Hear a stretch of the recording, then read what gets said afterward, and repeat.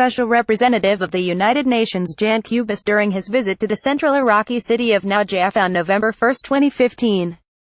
AFP photo Despite continuous assertions by Shiite political figures and forces, led by Iraqi Prime Minister Haidar alAbadi, on holding the parliamentary elections in mid-May, Sunni political figures insist on postponing the elections due to the absence of required conditions in Sunni provinces that were ruled by ISIS for around 3 years.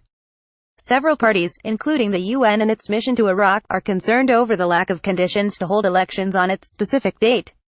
Special Representative of the UN for Iraq Jan Kubis, in his report to the Security Council last week, said that the newly assigned Council for Iraqi elections had a tough mission ahead. Kubis sees that the Council, that should completely comply with the Constitution and hold the elections on time, faces several challenges including the use of a new voting technology and holding two election processes, the Parliament and the local councils, simultaneously and within a tight timeline and complex electoral laws. He further pointed to the security challenges, especially issues pertaining to the return of displaced people, and urged Iraqi parties to confront these challenges in the coming months.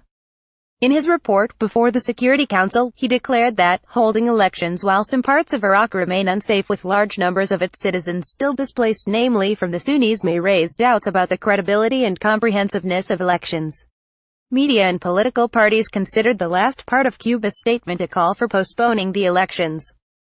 Other deputies on the Iraqi national list share same concerns with the UN regarding the absence of required conditions for holding elections. Among them is Abdul Karim Abdin, who told Sharq al-Awsat that he agreed with on-time elections, but the question is, will the government provide these conditions?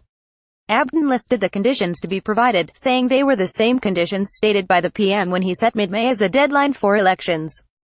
These include the return of displaced persons, the provision of a suitable environment, the non-participation of armed groups in the elections, and a free and fair election system, he stated.